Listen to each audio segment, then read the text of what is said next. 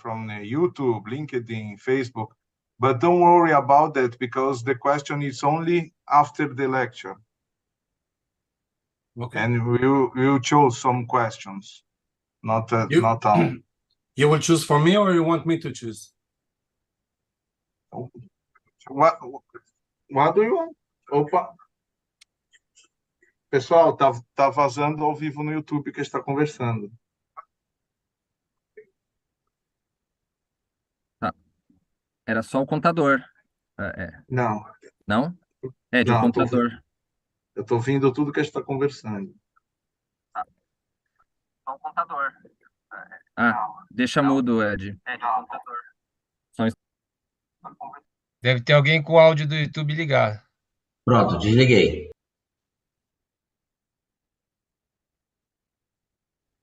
Agora parou.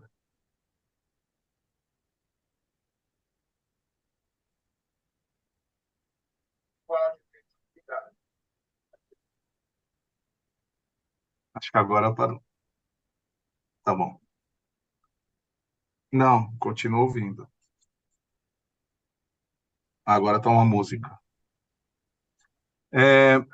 Não sei, o doutor Eyal te perguntou. Não, eu continuo ouvindo, pessoal. São dois links, né, gente? Português e inglês. Tem que dar uma olhada no LinkedIn também. É de importante. E Facebook.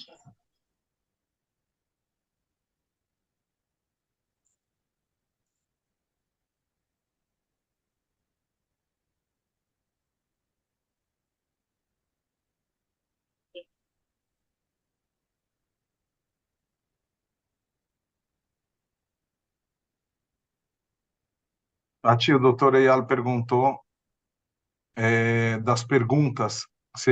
A gente vai escolher ou ele vai escolher? Continuo escutando, tá todo mundo ouvindo. Não.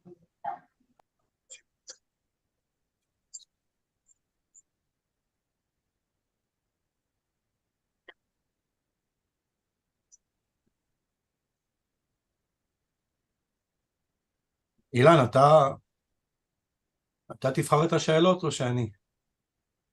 באנגלית. You will, sorry. You will pick the questions or I will? What do you want?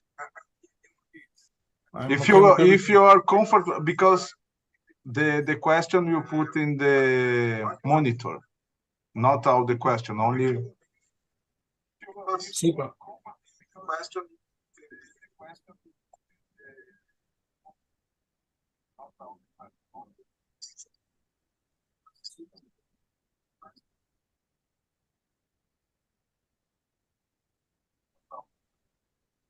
Precisamos falar por chat agora, porque estamos nos 2 minutos finais aqui.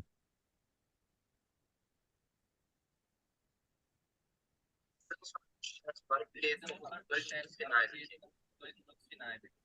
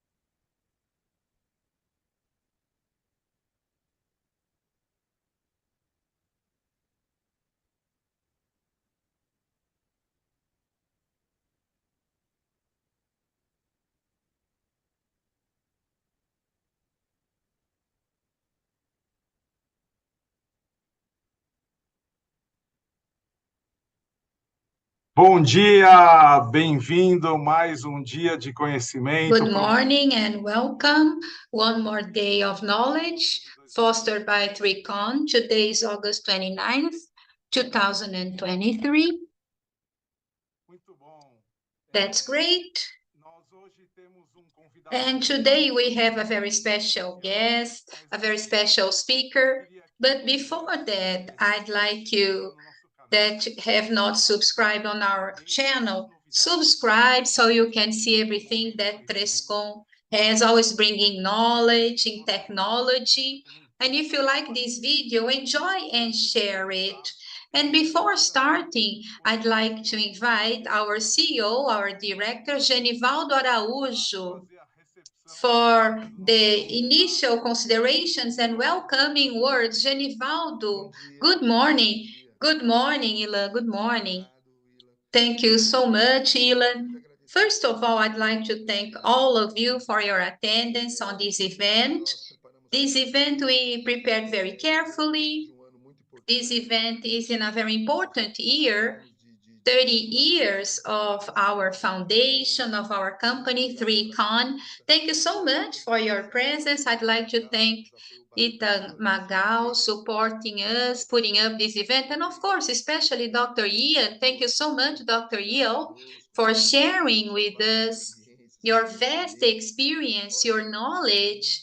We are so happy to have you with us and enjoy this 1 hour, 1.5 hours together so we can learn a lot from you. And I think that what I have to tell you in this opening consideration is to show 3Con is really pleased with this event. And I pass the microphone to our head of cybersecurity, Wagner Santos. Then he is going to welcome you and open up this session with his initial considerations. Thank you so much. Enjoy this session. Thank you, Genivaldo. Good morning, Wagner. Good morning, Ethan. Good morning, Ian. Everybody, Genivaldo, all the participants. Just to inform you, it's a great honor to have Dr. Eyal so he can share his knowledge. There is a lot of knowledge on cybersecurity. I am sure that everybody participating here will know a little bit more on strategies, on entrepreneur that is very impactful on companies, business, brands. And today we are going to talk about cybersecurity and a strategy, a point that makes the difference in the company's daily activities, businesses, and in the world. I pass the microphone to Dr. Eyal. Good luck, have you all a great event, and I really hope you can learn more, okay? That's nice, thank you, Wagner. Before I invite Dr. Ian, I have some messages. You can ask your questions during the presentation on our chat. We are going to address these questions to Dr. Eyal. During the presentation, you are going to see a QR code on the screen. The QR code, you can contact 3Con to schedule contact with the experts on cyber. You can download our material, our solutions, get to know a little bit more about 3Con. And now let's ask production, please. Let's have an introductory video so we can welcome our guest, because let's get more knowledge. Production, please, let's watch initial video, and then we welcome Dr. Eyal Pinko. Directly from Israel, Dr. Eyal Pinko is our guest for today. PhD in information security, Navy commander retired, and intelligence services, 30 years of experience in national security, awarded in the Department of National Security in Israel, excellence, and Chief of Staff of the Prime Minister and Director of Research and Development on Defense, Commander of the Army and Naval Operation, experience in naval operations, naval warfare, intelligence, and cyber after graduating in the Officials Academy of the Army, working for 12 years, as Chief of Programs for Development and Senior Engineer of Missiles, also a commander in the intelligence of the Navy and the Chief of a Division of Intelligence Operations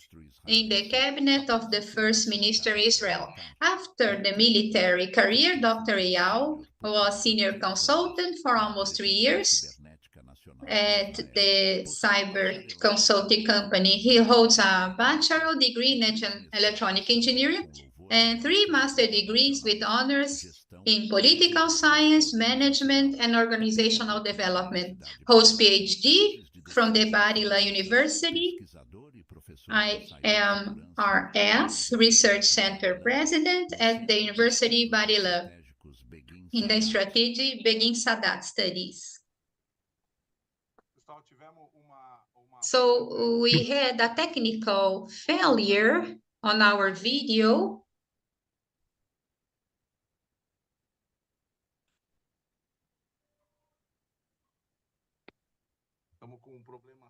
We have a technical problem here.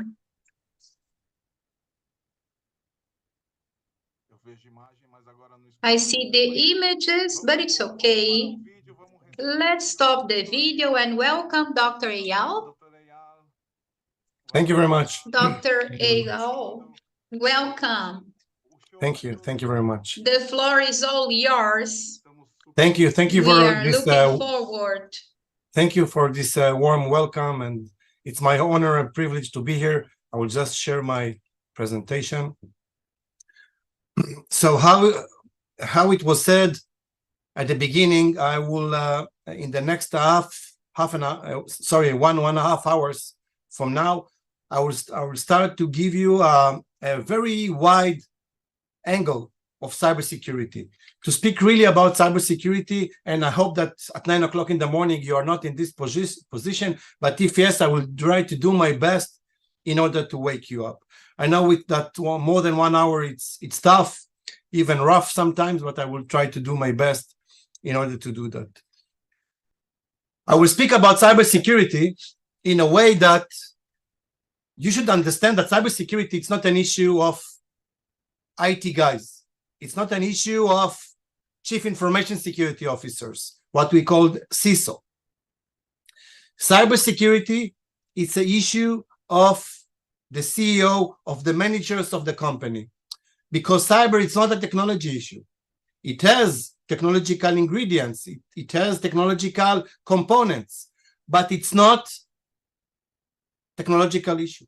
Cybersecurity is all about business continuity, how to make and how to prepare to a cyber attack in order that you will not lose money, that in order that your reputation will not be damaged, in order that you will not be suffered from any kind of economical disaster or damage. So this is really cybersecurity. And today I will emphasize that cybersecurity, as I said, it's much more than technology. I met many CEOs of companies, many COO, chief operation officer of companies. And when I approach them all over the globe, by the way, in Europe, in Africa, in the Americas, everywhere, and they say, cybersecurity, go to the IT manager. I will try today to change your point of view, that you will understand that it can happen to you, that you may suffer of attack. And the question here is not if you will be attacked. The question will be when you will be attacked. And I will try to emphasize what we call the soft part of cybersecurity, because you have many kinds of layers that you need to build in order to be more secure. And I will speak about that at the end of my presentation. And of course, you can have many services from 3Con for the technological point of view, and I will take this mirror to take it the view for that to be much higher. And I think what will be better to start speaking about cybersecurity or cyber at a whole if not starting with the Ukrainian war, which affecting the globe. It's affecting the transportation prices. It's affecting the food prices, and you can see that in Europe even it's affecting the energy and the way that countries are or can supply electricity to their population. And one of the most amazing things in the Russian-Ukrainian war is that in many cases you will see that there is cyber attacks while the war is on the ground. So it's not only to speak about let's fight on the ground, in the air, in the sea. It's also part of that is to fight in the cyber domain. And you can see that there are multi-level attacks which are occurring inside Ukraine and inside Russia by the Ukrainian also, which are, trying to attack the bank systems, the electricity systems. It's not only to get hurt or to make pains for the military. It also goes to the civilian infrastructure, and this will be part of our session today. So with this very short beginning, let's start. And as it was said here, please, if you have any questions, just write it down. I will try to answer as much as I can after I will finish my lecture. So as Mr. Putin says, let's start. So the world we know it's totally different than we knew before. Everything is being connected to each other, and we are pretty much dependent on the network. Without network, we cannot do anything. And when we speak about network, we will speak about smart cities, for example, the ability to connect and to be connected. I was in Sweden a few weeks ago, and in Stockholm, even the garbage bins in the street are being connected to the city because they want to reduce the amount of money they pay for the truck drivers. So they don't need to go every day to take the garbage. So the garbage has sensors that if the sensor understands that the garbage bin is too full, it's immediately connect to the municipality and the garbage truck is on its way. So everything is being connected, even the garbage bins, cameras, where we live in a cities that became very, very smart. And it means that smart means connected to each other or connected to the one big network of the internet. And we speak about electricity.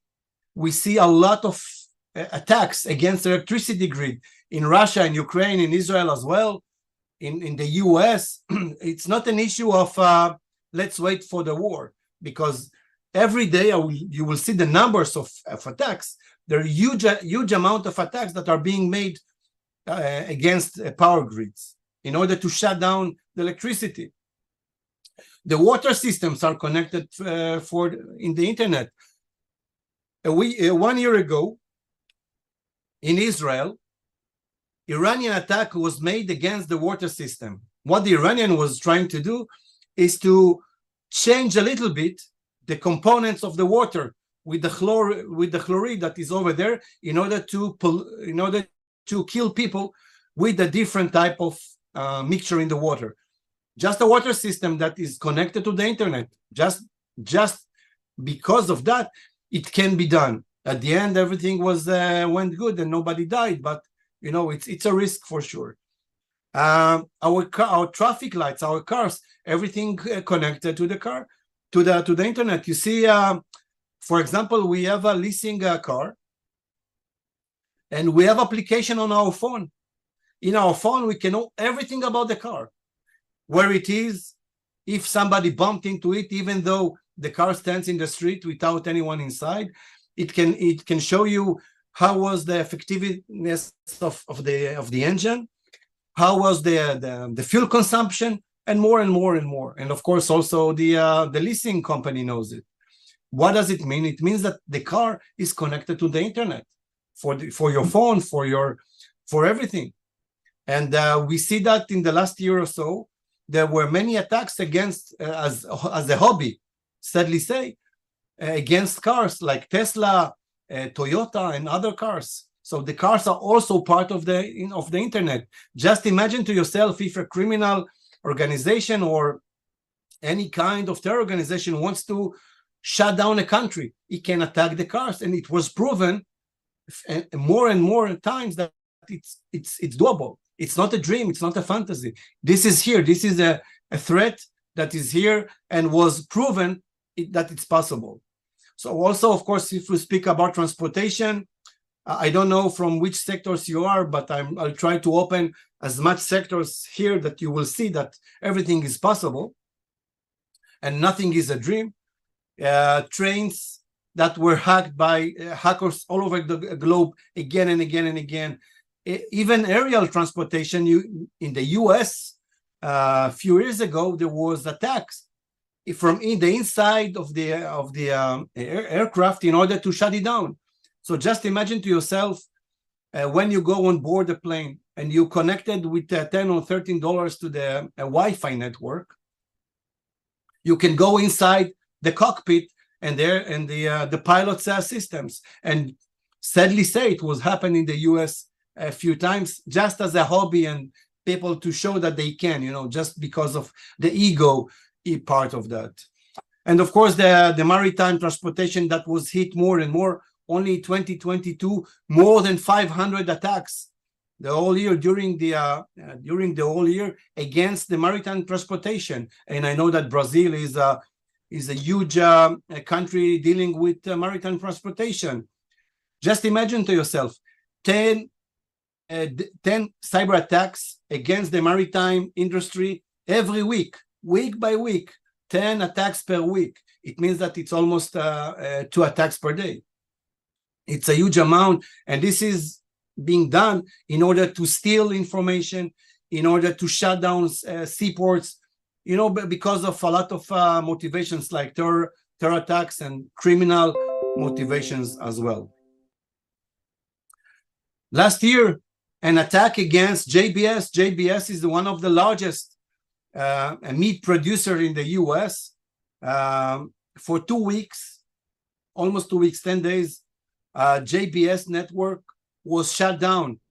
It means that the US companies or the US meat shops had no enough meat to give to the people.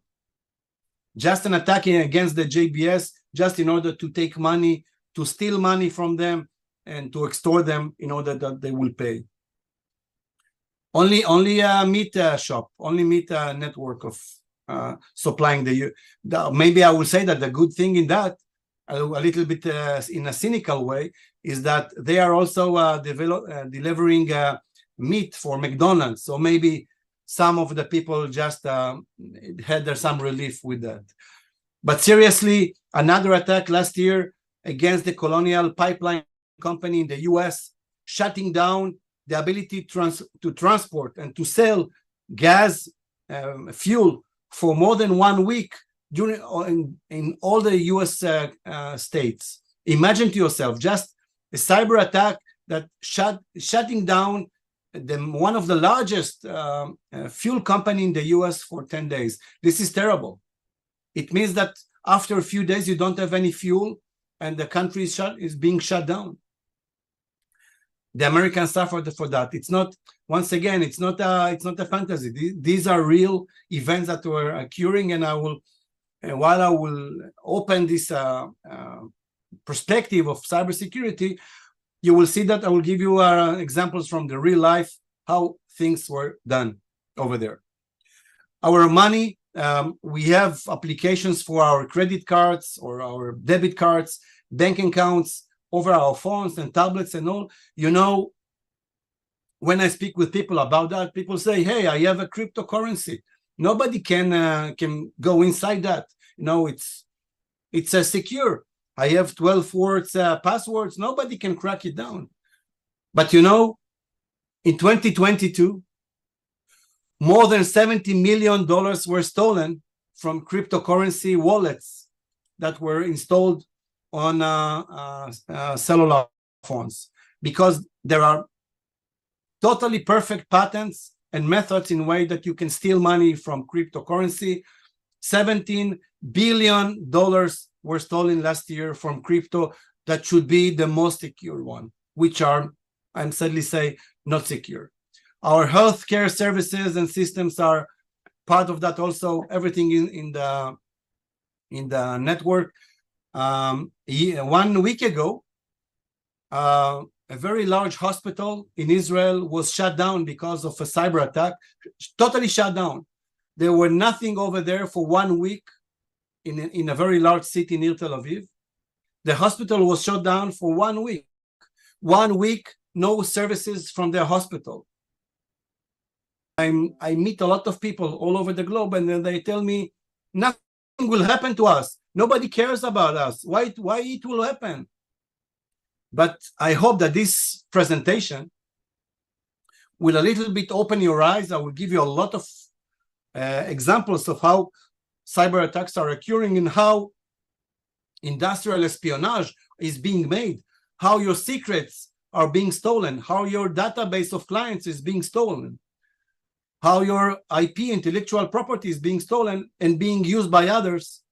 So you will be able to understand that my point to say is that you can be the next. And by the way, I don't want to scare you. I don't want to make you fear, but I'm just putting here the numbers and the reality of what is happening all over the globe with cybersecurity. And it doesn't matter in which country, in which continent. This is the actual reality of what we live in. This survey was made last year, and across 65 countries, hundreds of CEOs were answering what is the most scary for them, what is the top risks for them, and for business continuity, as I said. And you can see here that in most cases, the CEOs all over the globe said that cybersecurity, the impact will be the highest, and we will speak about impact of cyber attack at the end of this presentation. And also the likelihood is very high. So also you can, if you can see here, the remote work, which is cybersecurity. I don't know why they put it with two different type of things, but remote work with VPNs and all that people are doing home offices is only increasing the risks from cybersecurity. So the impact is high, the severity is high, the likelihood of the appearance is very, very high. So when we speak about cybersecurity acts or issues, we are totally in the highest place as a risk for the business. And you know, in many businesses, you go to many companies, and you see that the companies are doing insurance for floods, for force majeure, for electrical issues, many disasters that are, you know, by God or from God, but they don't do anything regarding cybersecurity. Like, this is something which is not concerning them. Most of the people do not do any kind of cybersecurity insurance, which is very important if you are under a cyber attack. And once again, we speak about the issue of the mafia or how criminal activities were changed. I will give you some examples today for that. You will see that the criminal organizations are totally changed their face, and they are doing another form of attacks in order to gain money without the need for any AK-47 or any pistol or any other arms in order to do robbery or to steal money. They just need to sit with their pajamas in their beds in order to steal your money. That's all. As I said, I will show many examples for that. So we are in the world of cyber, and as I said before, I'm inviting you to join me, to have a different perspective, to take the blue pill and to have a different perspective about the risks and the impacts of cyber attacks or cybersecurity as a whole. And when I will speak about cyber, what is cyber? You know, I ask a lot of people what cyber is, and I get many questions, many answers what really cyber is. But when I will speak about what cyber is really the art of networks. How everything is being connected to one big network. from our cellular phone to our home, to our building, to our street, neighborhood, city, state, and to the globe. And this is really what cyber is. It's the art, it's really art, how to connect everything into one big network. Why to connect? In order to give information, to send, to receive, to use it, to enjoy from it, to meet new people. The network is part of our life, and we use it for almost everything. And when we speak about the network and this the components of the cyber domain, I will speak about three elements: the hardware that we use, cellular phones, computers, screens, printers, etc., with the software, which are the applications that we use and the operational systems, to the people, us, the users. And we are the most weakest point in this domain. And I will elaborate about it as well. So what is cyber warfare? Because we have the domain, we have the technology, we have the connectivity. So what is cyber warfare? And when I will speak about cyber warfare, we will speak a lot in a broader aspect of that. And I will define it in a very academical point of view. I will define it as the struggle for data. How from one hand, I will attack, disrupt, or have control on my opponent or my adversary, while I will defend my information. You know, even we speak here also about industrial espionage. You know, in the old times, in order to understand what your competitor is doing, you'd have sent people to spy, to collect information, maybe some private investigators with a low level of information gathering. But once we are in the network, and once we are using the network and the digital assets, the understanding of how to collect information about your competitor is very high, because your competitor probably uses some phone and network and other digital measures. So suddenly, with the open source and with more extensive and maybe even brutal collection, I can collect and understand very nicely what the competitor is doing. So we need to take care of that as well, not only for the human part. And when we will deal with who are the opponents, who are our adversaries in the cyber domain, we are used to, in the old world, we used to have very certain type of enemies, adversaries, like the nation states or terror organizations. These are like in the classical way. But, in the old times, or we know that, for example, ISIS have 10,000 warriors. The organization has 10,000 rockets. We know how to measure the force of the terror organizations or the criminal activities as well. For example, if you have your local mafia, as in every country, you know the organization, who is in the top, who are the soldiers. This is something that you can collect with intelligence. Once we go to the cyber domain, suddenly you don't know how to define your opponent capabilities, because it doesn't matter if this criminal organization has 5 people in the cyber domain or it has 100. What is relevant is what tools does he has in order to attack you. And this type of weapons or tools are being changed every day. It's very complicated to assess what the capabilities of those. And when we speak in the new world, you see that criminals and terrorists in most cases are the same. Every terror organization has its own criminals. Just for example, Hezbollah, their terror organizations from Lebanon, he's one of the largest drug cartels in South America. In Mexico, in Colombia, he's ruling over there. Because if you are doing criminal activities, you can sponsor your terror activities as well. And you see that they are more and more using cyber attacks tools in order to steal information, to steal money, to extort people, to extort organization. So this is one point of view. The other point of view of adversaries are anarchists. They are small time criminals, but they are using cyber attacks in order to make a statement, in order to make some kind of ideologies they want to promote. Because they are thinking like criminals, but they are doing that in the name of the ideology.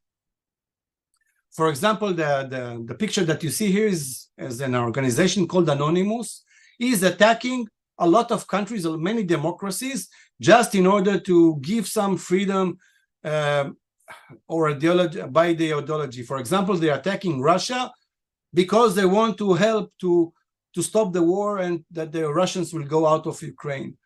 They are attacking Israel because they say that the Palestinian has the rights and they are pro-Palestinians in this manner. And we are not putting any type of politics here, just to give us stories, the real stories from life about what they do.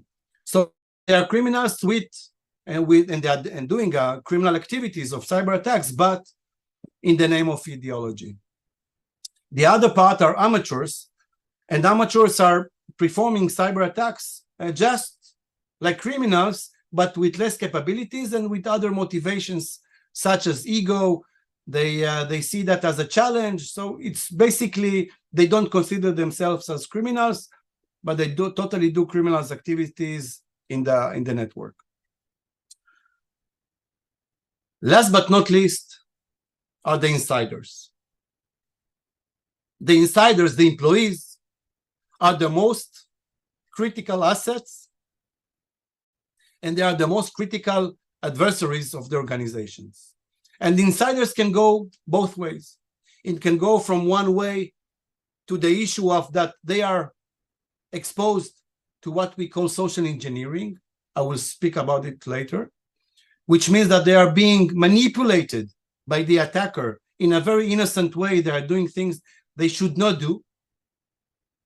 And they are enabling the attacker to jump all over the technical barriers or the security systems, just because on an innocent way.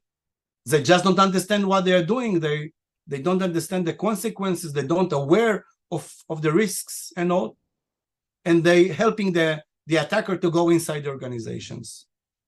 95% of the attacks are using the insider, the employee, in order to overcome, in order to jump over the security systems of the organization. 95%.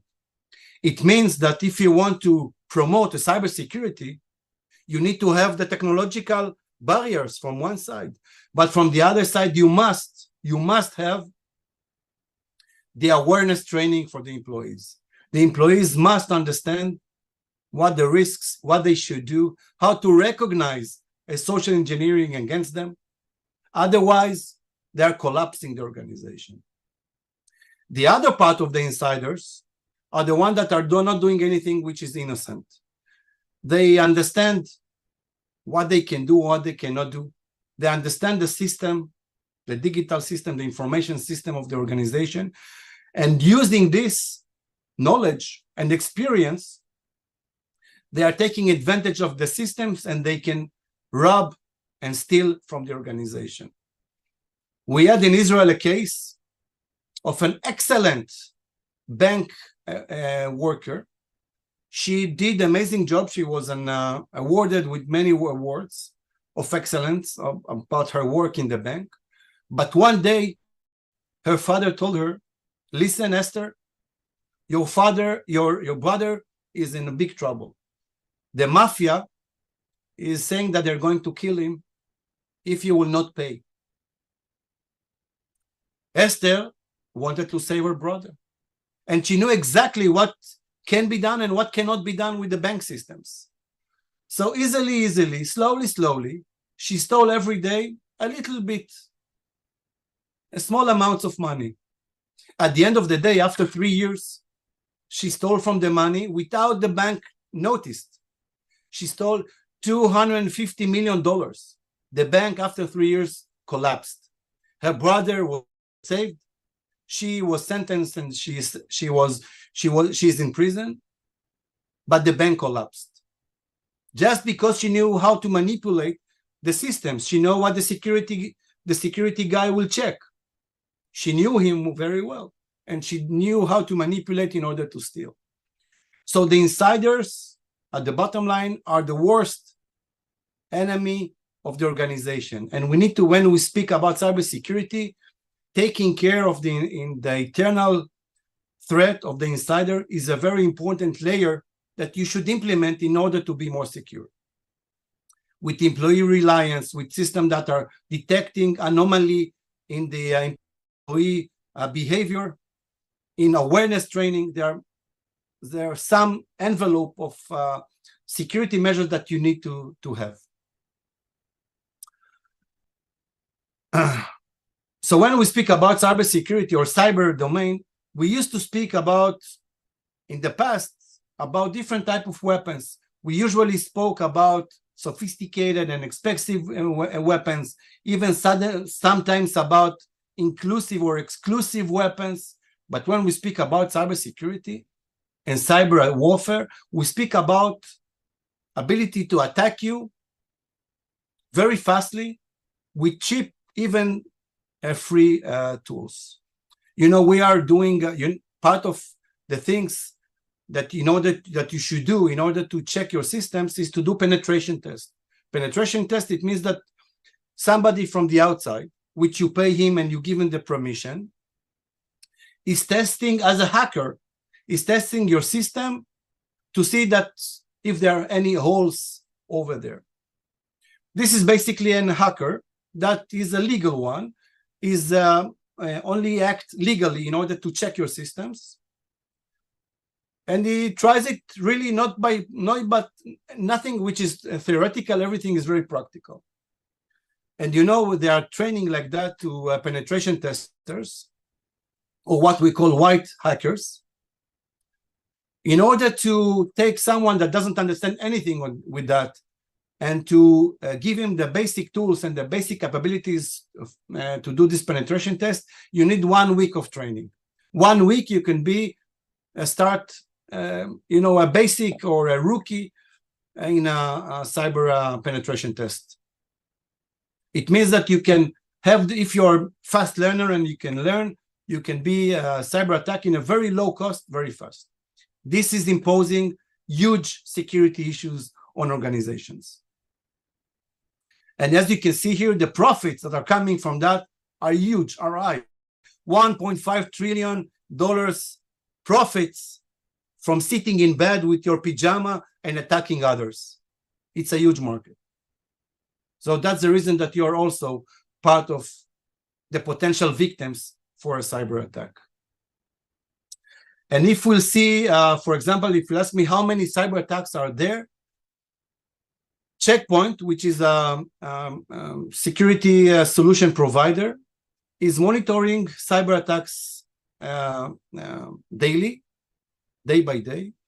And they are monitoring more than 8 million cyber attacks per day. More than 8 million cyber attacks per day are being monitored. I don't know the amount of cyber attacks that are not being monitored. Probably the number is much, much higher. But you understand that in this 8 million per day, it's a huge number that every one of us can fall into that. Sadly say. So let's go and deep a little bit. We have time, so I will, before going into security and some lessons or some insight from security, let's speak a little bit about cyber warfare and go deep inside. So if I will take this world of cybersecurity, or cyber warfare, sorry, into components, I will be able to say that it has 6 parts, 6 issues, or 6 components.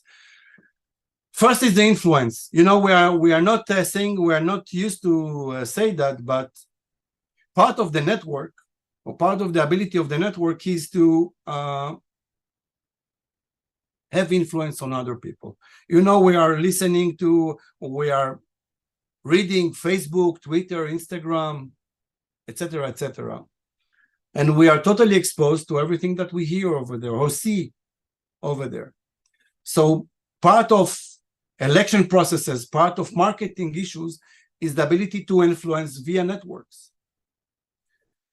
If you have, and we will not go to there today because we are, this presentation is too short. But part of the cyber warfare is the ability to influence others. I'm sure that most of you saw the video with Ronaldo, the football player, that went to a journalist conference, and over the table he had 2 bottles of Coca-Cola. What he did, he took those bottles of Coca-Cola, he put them aside and put water and said to the audience, drink water. What was happening after that is that the Coca-Cola marketing share was dropped like crazy. These and other examples are showing that we are, as internet or cyber domain users, we are totally exposed to influence campaigns. It can be, as I said, for marketing purposes. It can be used for election processes and for other measures. So for example, see election processes in the US, in Germany, in Mexico, in Ukraine, when Zelensky was elected, in France. Every election process is being done by influencing the people on the network. Even your businesses are being influenced by what our people are saying you on the network, with Google Maps or any other Google advertisements, with the social media. So we're using this media or this domain in order to promote ourselves. And of course, we can be damaged. Our reputation can be damaged only by the critics we get from Google Maps and the people that are writing over there. So this is also part of a large dimension, of a large perspective of the cyber domain. We cannot put it aside and say, this is something which is not concerning. Part of the cyber domain is to use this domain, to use this virtual domain in order to influence other people. As I said, for marketing, advertisement, sales, reputation issues, and also things like election processes.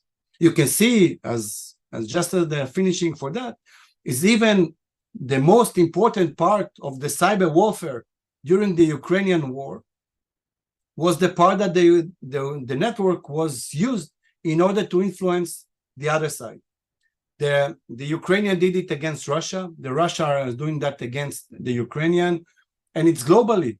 They're trying to promote their ideas inside the country in order to have the support from the citizens. They are doing that for the international community in order to get support, money, weapons, etc. So it's over there. You can see, even in Telegram, you can see channels by the Russian Minister of Defense, by the Ukrainian Minister of Defense. Everyone is trying to put their own efforts in order to promote their own missions against the other side. So this is the first part of cyber warfare. The other side is, which I will not go into that today, only with a very, very small issue with that, is that we are doing that, or the cyber domain is being used for warfare elements. I think it's not relevant for today, but I want to only one thing to emphasize here. One of the most critical components that we are using today is the GPS or any other satellite navigation system, what we call the GNSS. We have GPS in our phones, in our cars, in our emergency services. Everything is being used in order to get the accurate navigation. There is now today part of the cyber warfare. There are boxes like that. You can buy it on the internet. You can buy it in Amazon, in eBay, in other channels. It costs for example, this toy costs something like $45. And with this small box, which is in the size of the palm of the hand, you can jam every GPS signal in a radius of 50 kilometers. Just imagine to yourself that you're sitting in your house, opening this, it's only on and off, that's all. And at one moment, you can block down all GPS in your surroundings. The cars, the phones, the aircrafts, everything can be blocked.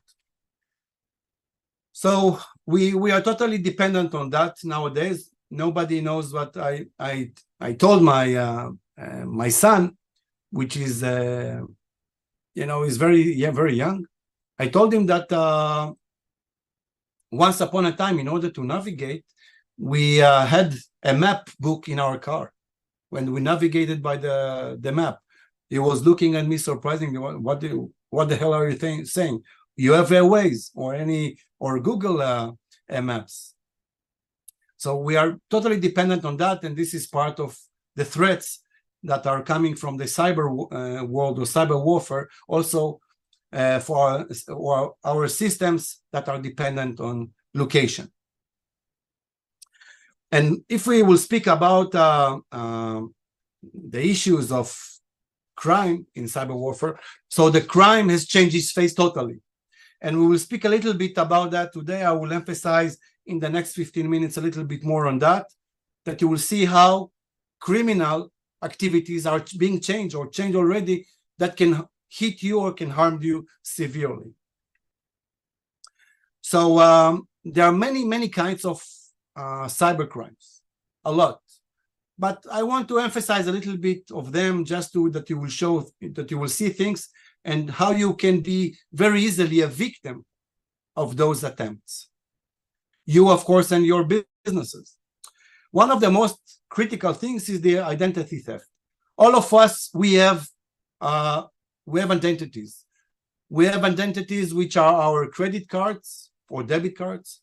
It's our personal and details like date of birth, ID number. We have healthcare or health data.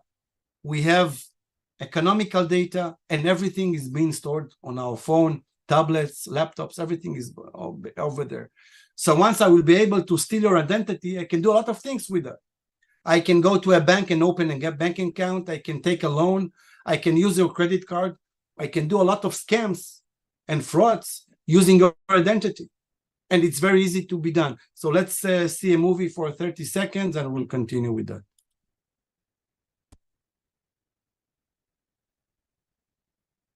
Hey Serena. Yeah? What you got in your bag? It's my new heels for graduation.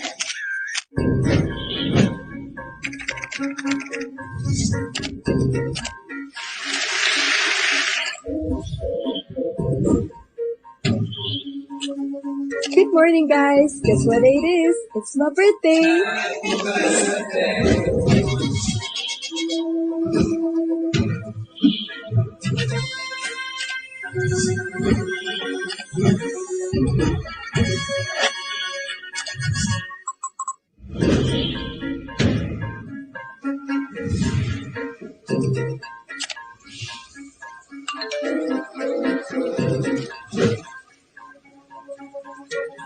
Hey, where are these charges coming from?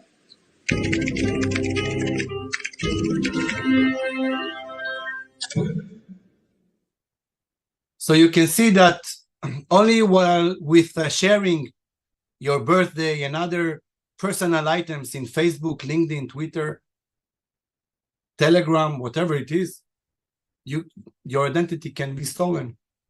Hey Serena. And this is not a joke. This is not a play, because 33% of the US citizens are being a victim for those kind of identity thefts. In 2022, you can see here the numbers from the US. In 2022, more than 5 million people in the US reported that their identities were stolen. More than 5 million people identities were stolen in 2022 only in the US. There are no data what is happening in Brazil, in South America, in Africa, in the Middle East, in Europe. They say that something like 8% of the identities are being stolen, which is a lot. It's 8% of millions of hundreds of millions. So the numbers are huge.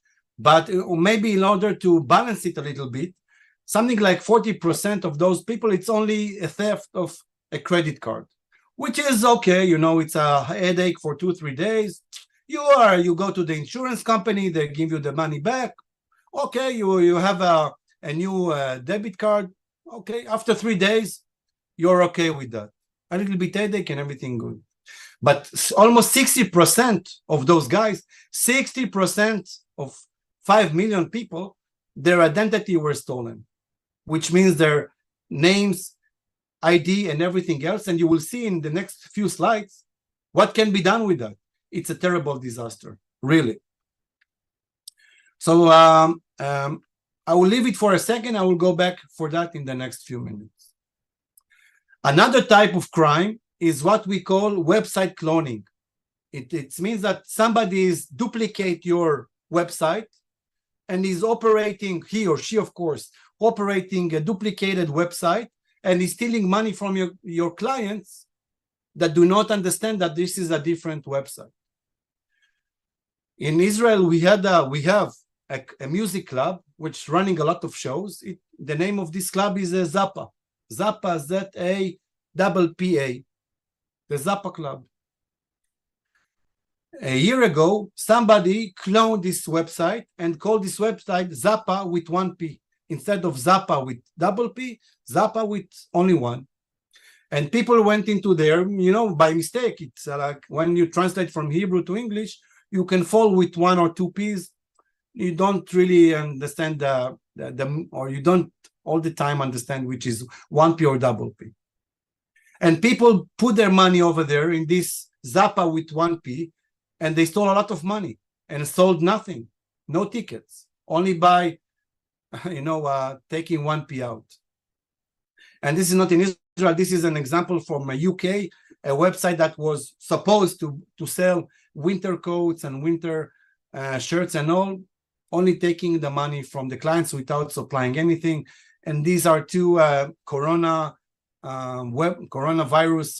websites that are supposed to sell masks and other protection measures without sending anything, only with taking the details from the clients. And you can see it looks like a normal website. The name looks okay, the domain, everything looks okay. It's very difficult to understand that if you're paying to some website which is a fraud or a scam or to a real website.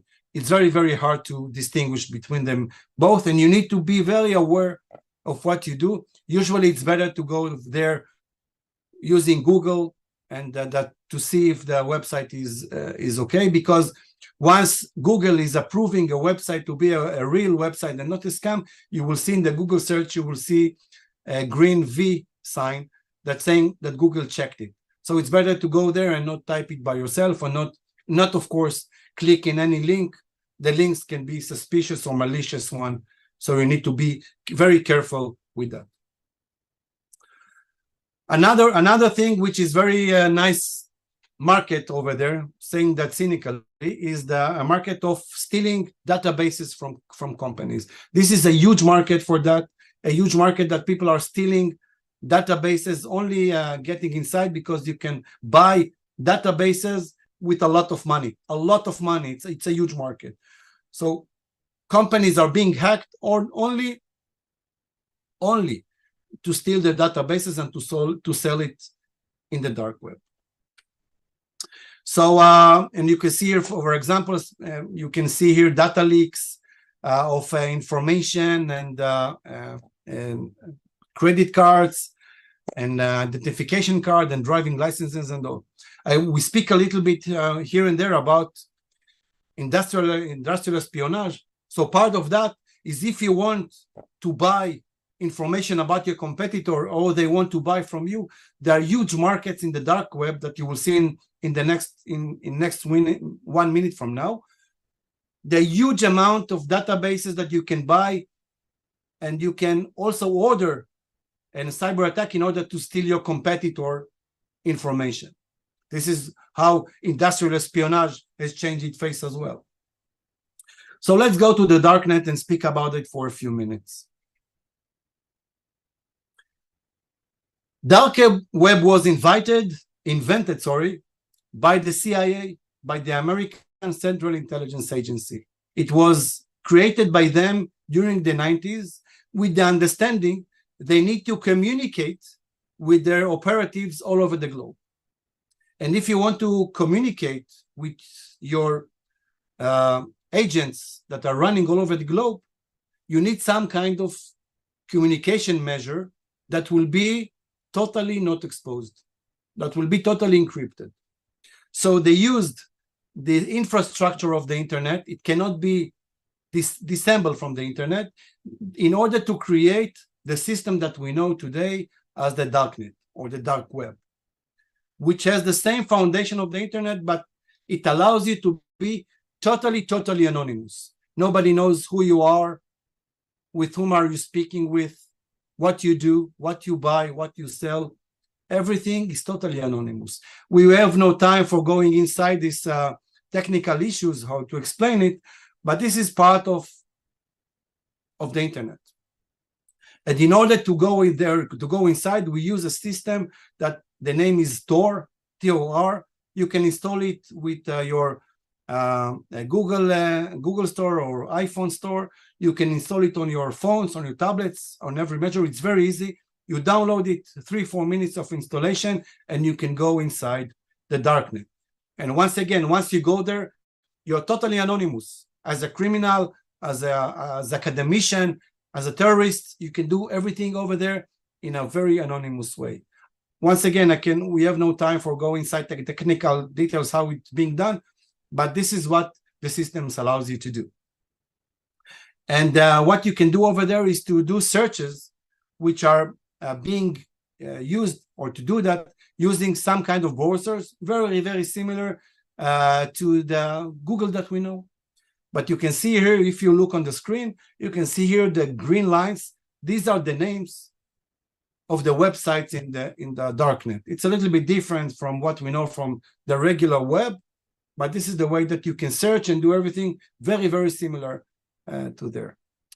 All the purchases, all the businesses that you'll do on the darknet, you will pay with cryptocurrency, whether it's Bitcoin, USDT, whatever it is, Ethereum, it doesn't matter, but you will pay with cryptocurrency. Once again, another layer of protection that you will not be disclosed, and nobody will know your identity over there. And there are a lot of markets over there, and you can buy over there, for example, everything that you will see now, all the pictures are coming from screens, print screens from the darknet, so everything is genuine from darknet itself. So you can see, for example, a website in which you can buy drugs. Everything, you can also have the delivery. They will send it to you to the street post office box that you will open for that. So you can buy drugs from any type. This is another website for that. Another, you can buy drugs easily without being disclosed. You will pay with cryptocurrency. It will come to your mailbox, and that's all. You must understand that this type of crime activities has a huge supply chain. It's not only the website, it's a whole supply chain that that they are bringing to you. They're doing all the businesses from side to side. Another market over there that you can buy, for example, so we spoke about identity theft. You can buy diplomas from university. You can buy driving license. You can buy passports, a real one. For example, this is the Canadian passport. You can buy it. And this is genuine. It's not a fake. It's not a fake. Somebody is stealing your identity, put his own picture over there, and he will get a genuine, formal Canadian passport for only $17,000. And it's, as I said, this is a whole chain of supply these goods. So you can find your Canadian, German passport, even with a biometric chip. You understand for that there is someone in the German Ministry for Internal Affairs that is part of this criminal chain. So you can see here passports, ID cards, driving license, etc., etc. There is a huge market here for buying people for sex and other porno issues, or maybe the worst thing on that is also there is a huge market for buying kids. So you can go to this, for example, this website in the darknet.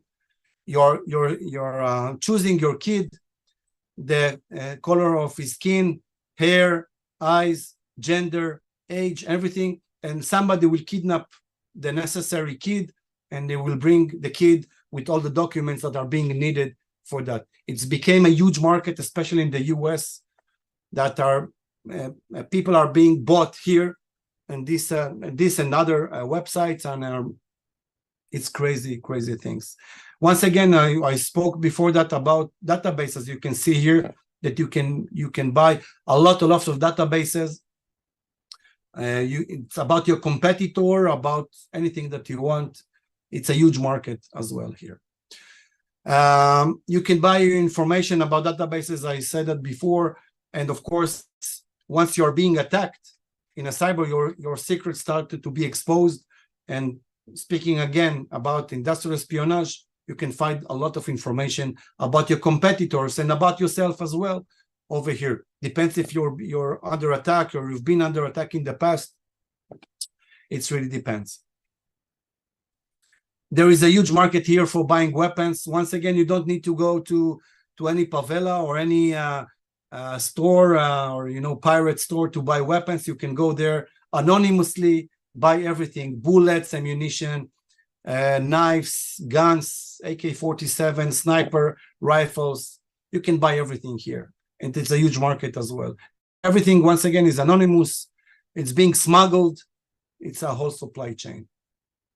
If we speak about terrorists, you have here a mechanism showing that how terrorists are getting trained. And for example, you see here an amazing website belongs to Al-Qaeda, the AQ chef, which the trainee doesn't need to go to Iraq or Afghanistan.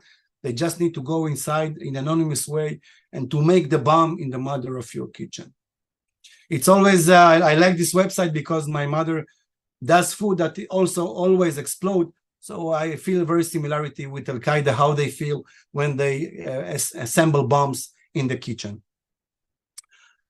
So these are example. I will not go through it because of lack of time. But these are example really of how to collect, or how to engage, or how to do markets, how to buy and sell goods in the darknet, and it symbolized how the criminal activities are being changed, and how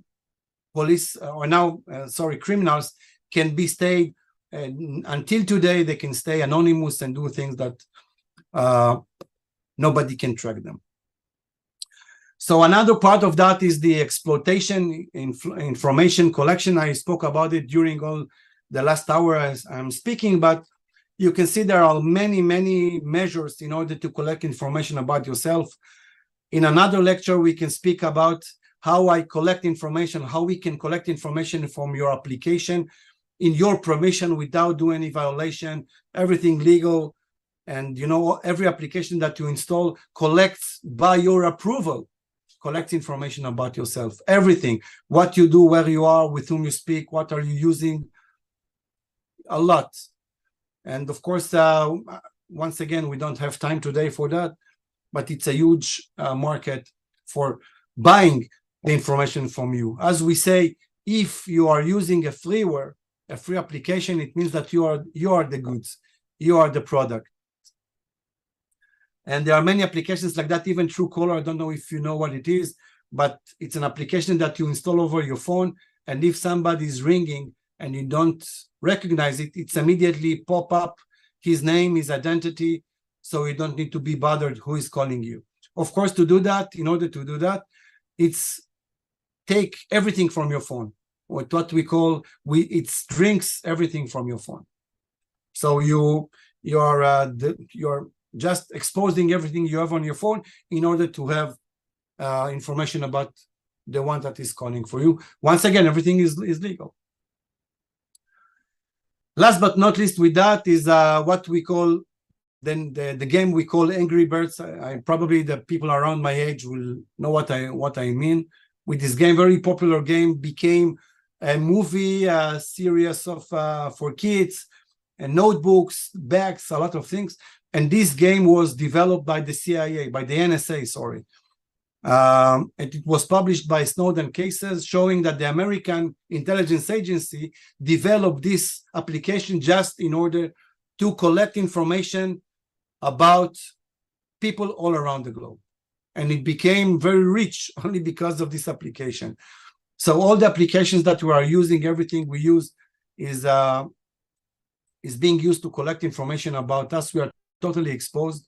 This is part of our life.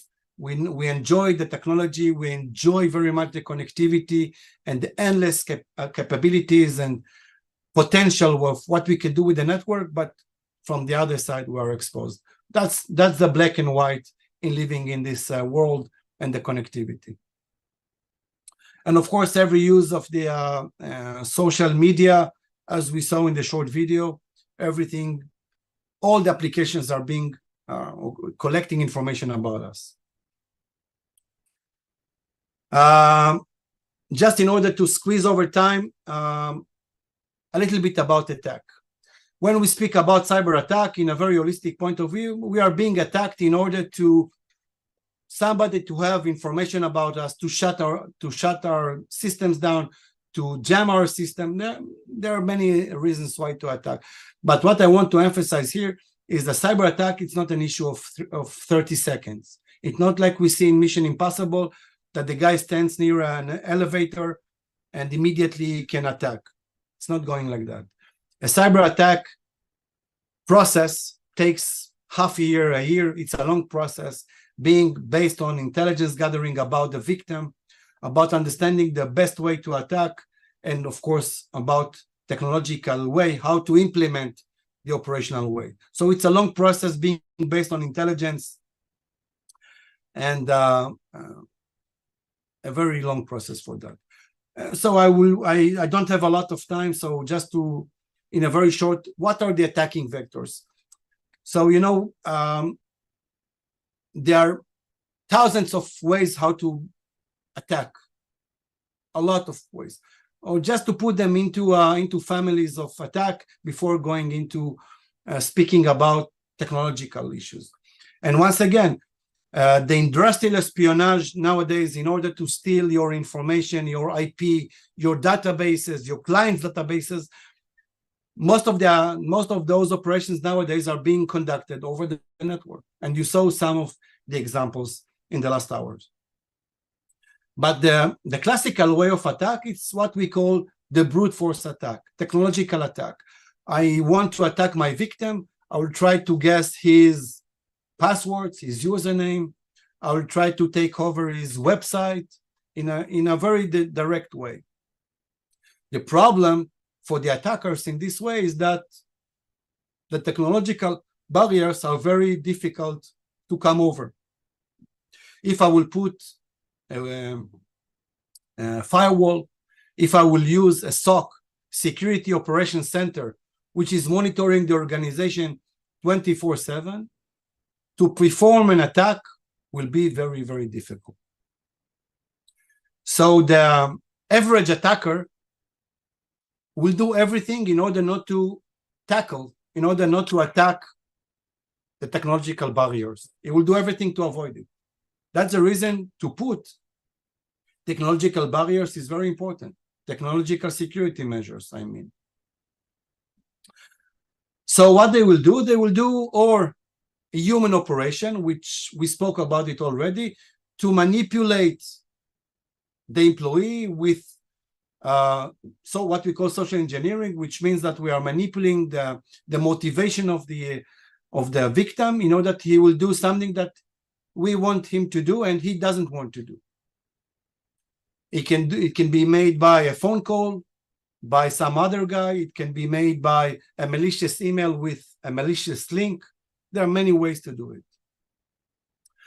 So we want to use it that the employee will make some kind of mistake and click the link in order to overcome all the obstacles, all the security measures that there is in the organization or in your private assets.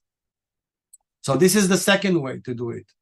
Another way to do it is the physical attack, which means that I will go with a device, for example, a USB or what we call a pen drive.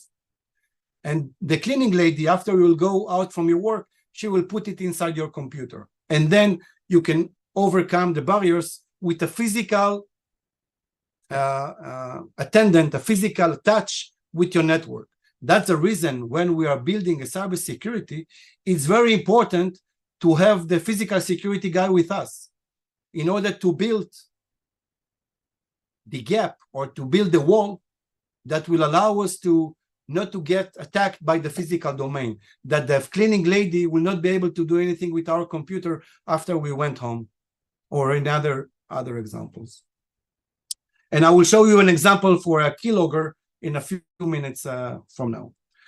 Then the next thing is a ransom attack or extortion, which means that the attacker is taking over our information, encrypting the information in a way that we cannot read anything at least until we will pay. In most cases, organizations are paying for getting released the information. In most cases, it's not working. The extortion, if you are, the statistic shows that if you weren't under a ransom attack and you paid, more than 60% probability that the attacker will attack you again because he understands that you will pay. The best way to overcome a ransom attack or extortion attack is to have a backup, and not IT backup that the two servers are connected to each other, but two disconnected backups that once you're under attack, you can go back 3-4 hours, the attack is behind you. So this is an important way how to overcome a ransom attack without paying money, but to get ready before in saying that this is a possibility that you will be under attack. Another form of attack is a man in the middle. Man in the middle is attack. I'm in a rush because of time. A man in the middle is attack that once you're going to the airport or to the restaurant or the coffee shop and you attack and you're connected to the Wi-Fi, there is someone that is connected to the Wi-Fi before you, and all the communication that you will see is running through this guy. So he is simulating the Wi-Fi in the airport. You think that you are connected to the Wi-Fi in the airport, and you're really connected to this guy. It's very important it's very easy to implement that capability, and you can just go for it very easily. The only way to do that or to avoid this kind of attack, it's very simple. Don't connect to any Wi-Fi. Just buy a large amount of data. If you go abroad or any other place, use your phone. This will be the most secure way. Don't connect to any Wi-Fi. It's very simple to overcome this kind of attack.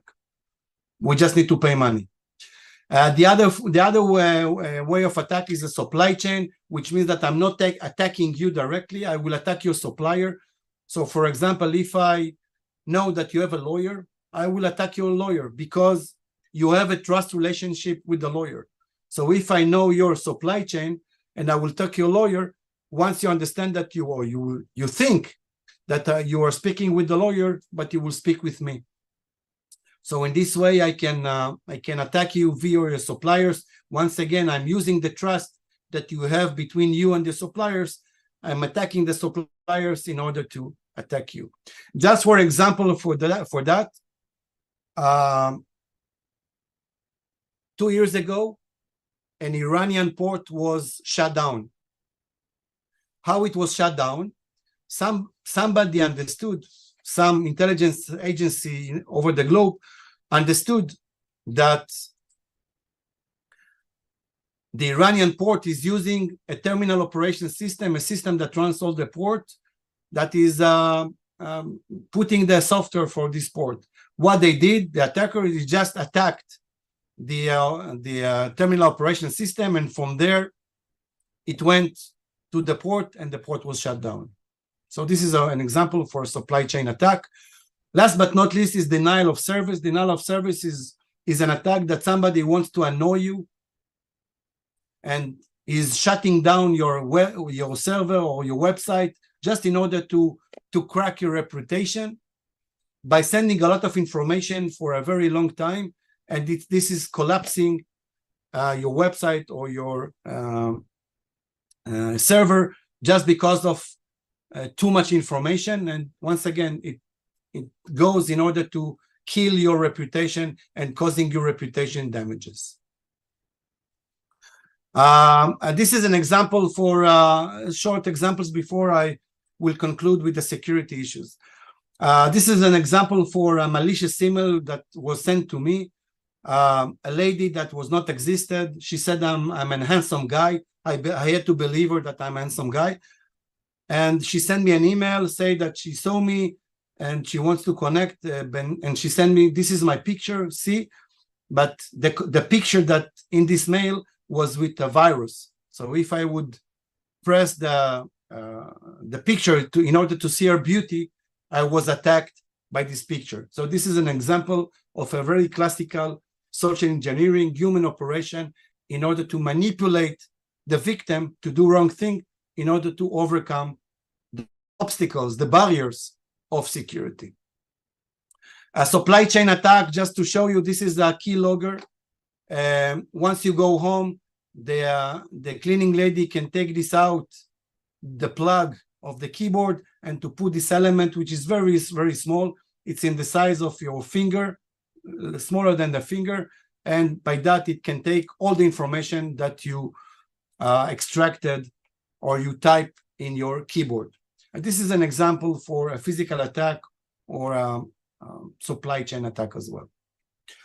So just I have something like 10 minutes. So just to conclude and to speak about security and how to really to approach this kind of threats that I was mentioning during the last hour and a bit.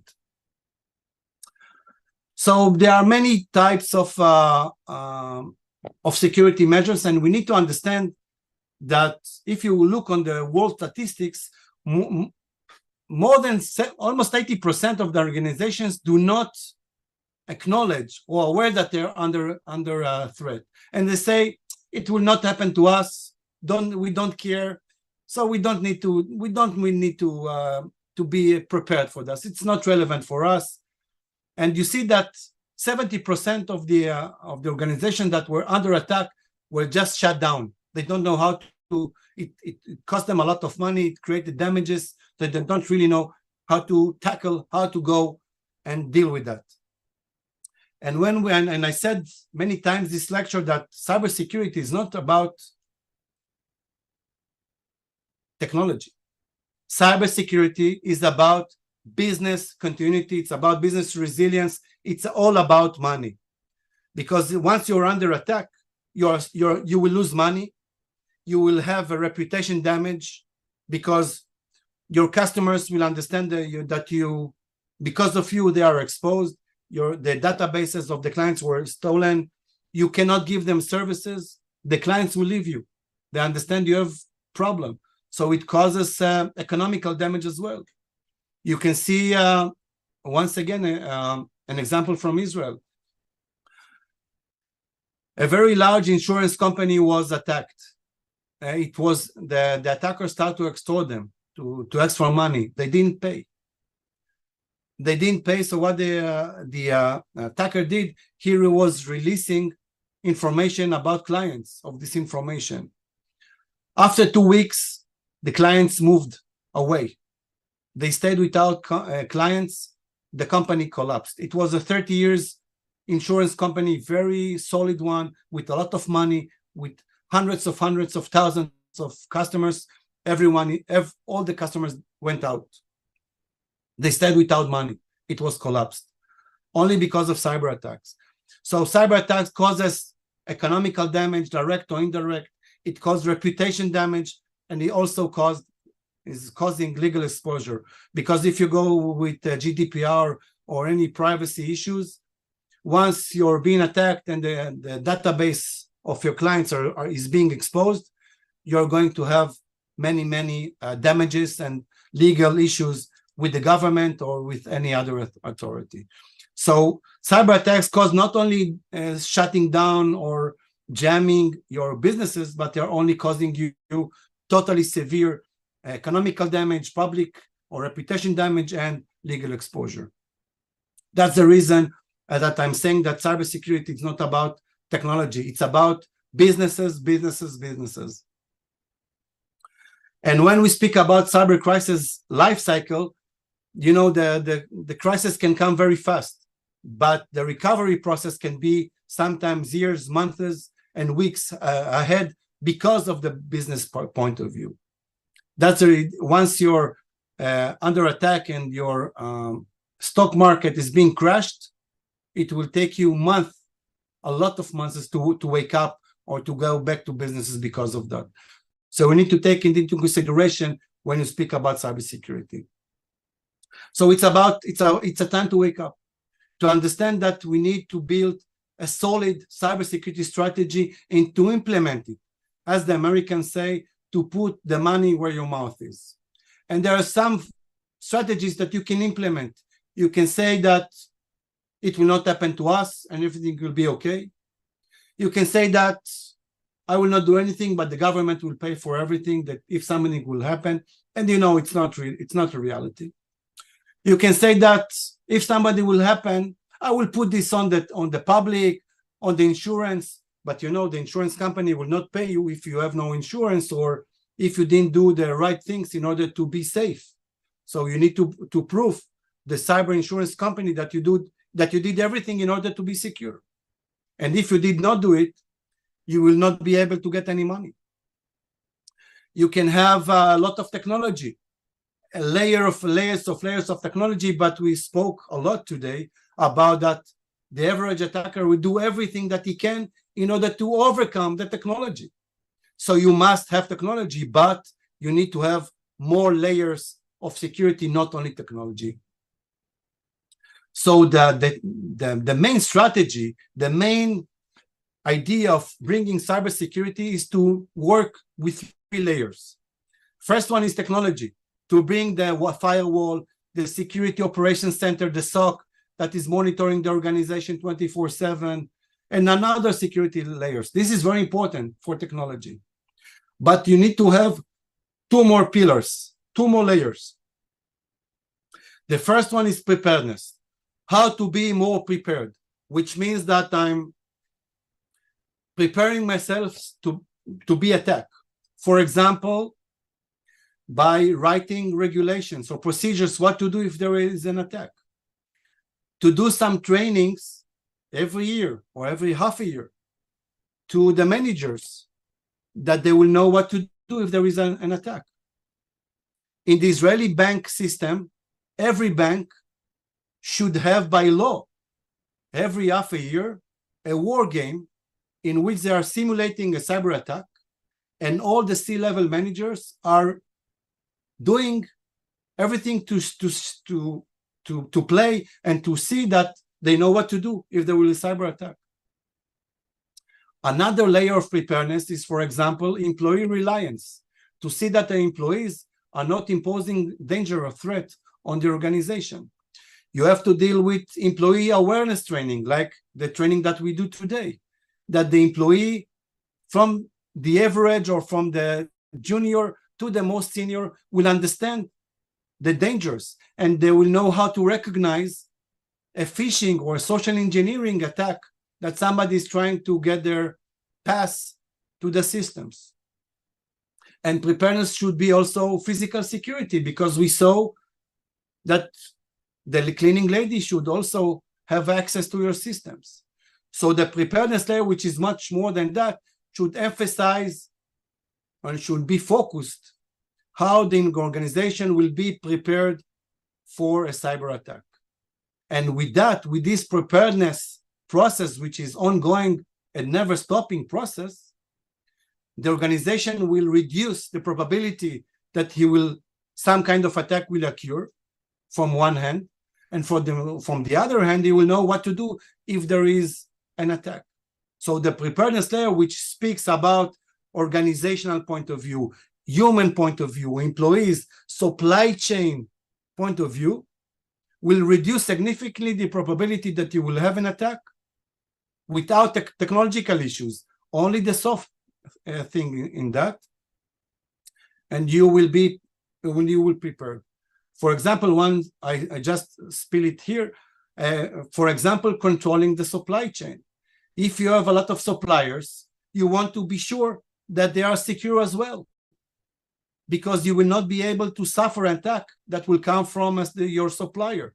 So you need to check and to see that a supplier is very well protected as well.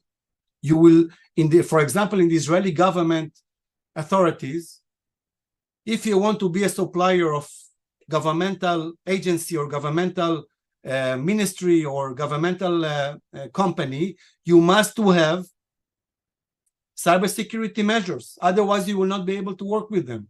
And you know, companies want to work with the government because it's a lot of money. You will be assured that you will have the money. So people want to work with them. So because they want to work with them, they're doing everything to enlarge the security. And with that, all the environment and all the businesses are increasing their security, and by that are creating a preparedness, a better preparedness. Last but not least is the resilience. Resilience is the outcome of the preparedness, and it means that if there is an attack, now the resilience layer will enable you to do everything that you can in order to come back to business as usual as fast as you can and with as least damages as you can. It means that you did everything. You did everything that you can. But you know, there is no 100% of security. Never. As von Clausewitz said, the great military philosopher, he said that the wall, the protection wall will always collapse. It means that you can do 1,000,000%, but there is a still chance that the security will fall. So the resilience pillar allows you to go back to life, to business as usual, as fast and as fast as you can and with as least damages. And for example, for that, you will need to have a team that know how to react to a cyber attack, a team of technical guys to know what to do, how to contain this attack. So for example, the SOC, the Security Operations Center analysts, they not only monitoring the organization, but they know also how to block, how to contain the attack in order that it will not spread and cause more damages. Two more very important persons for the resilience part.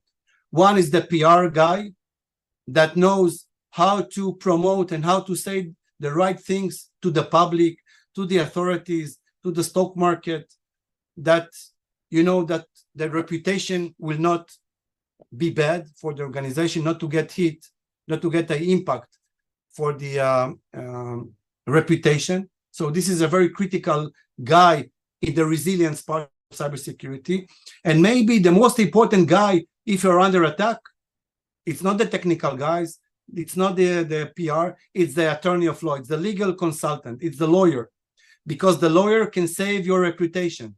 The lawyer can reduce your economical damage when he knows, or she, of course, knows when to report to the board of directors, when it's needed to report to the stock market, what you need to say to the customers. So this is very important because with the legal acts, once you are under attack, you can reduce significantly the reputation damage, you can reduce significantly the law or the legal exposure, and of course also the economical damage. So when I will build the cybersecurity, I will build layers of defense based on these three layers. This is our philosophy. This is a philosophy that was came from the Israeli National Cyber Authority, in which I was a consultant there for 3 years. And we built this approach in order to ensure that attacks if attacks are occurring, first they will tackle with the technological barrier, and after that, the organization will be fully secure from all sides, from the organizational point of view, from the employee point of view, from the legal and everything else that will build the holistic point of view of cybersecurity. And once again, cybersecurity deals with business continuity, business resilience, and to have the ability to survive and to go over attacks if and when they will occur. I hope that after the last 1.5 hours, you're not in this position and you survived my attack. So thank you very much for your time. I appreciate that very much. Thank you much for being here. And the stage is yours. For any questions, remarks, I'll be happy to hear and to answer. Thank you very much for your time.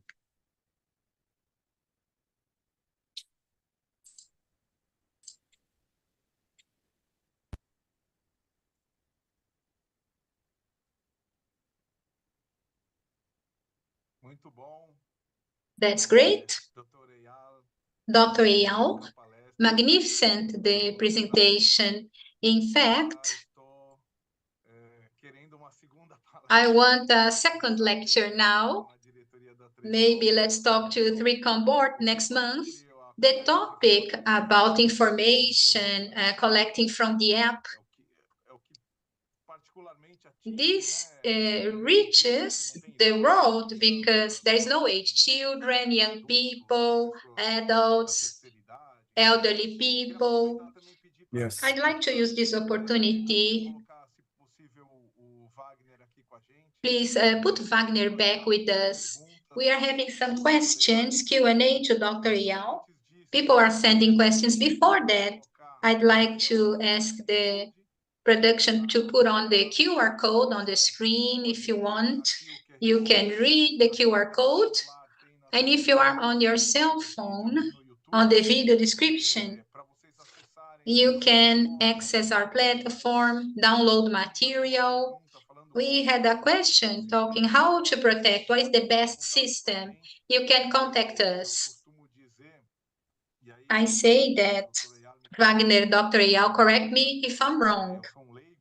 I am a lay person in this topic, but I normally see this aspect of defense and cybersecurity when we go to the doctor for a diagnosis, a checkup for tests, our systems, checking our body, all the infrastructure of defense. So you know that there is a problem. I have uric acid very high. That is especially medicine for that. So I have a problem in my belly. There is a special medication for heart. So every type of attack, endpoint attack on the web, you have a different system. That's why it's hard to say a system that is defense it all. So please share this live if you liked. Give us a like.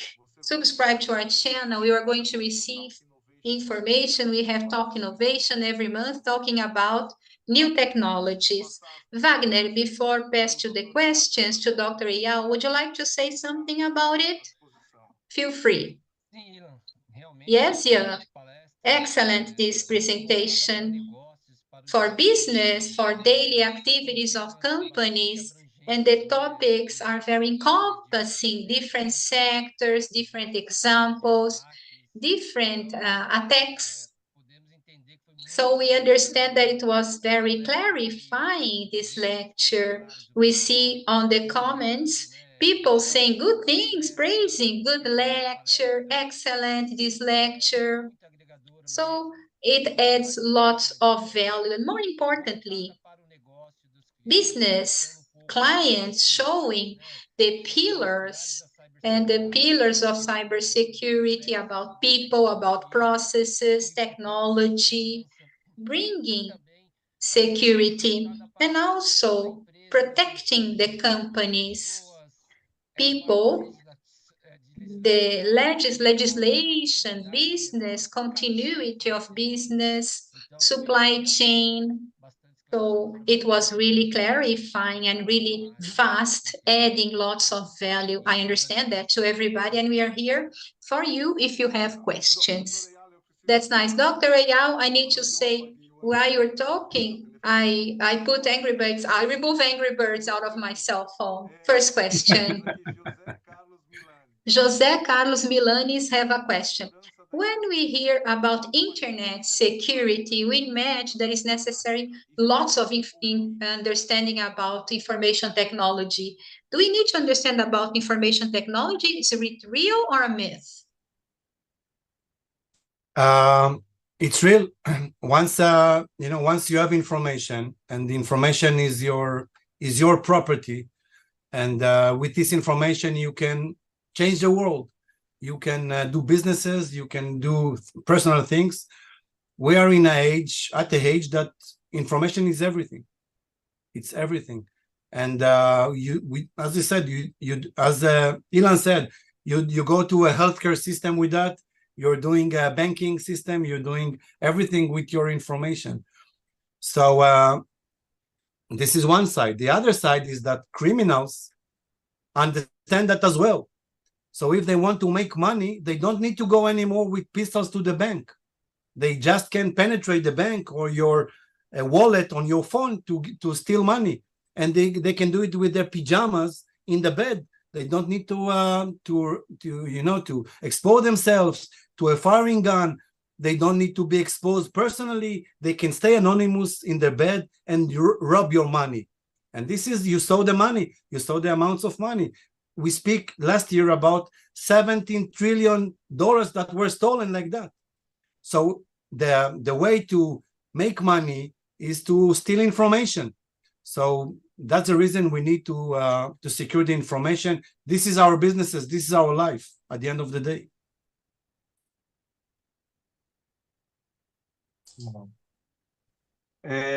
Jorge Augustovski.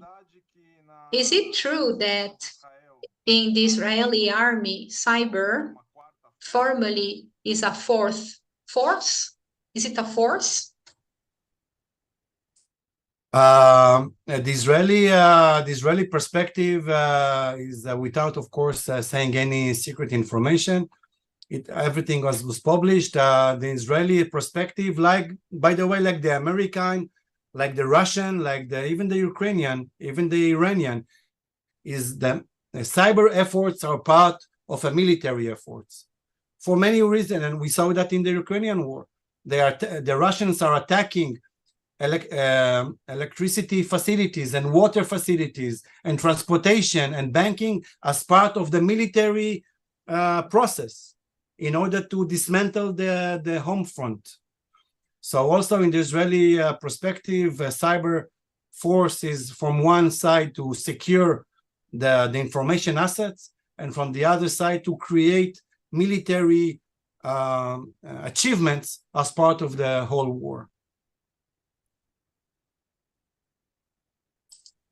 Bom, essa pergunta agora vem... And this question is connected to what you commented.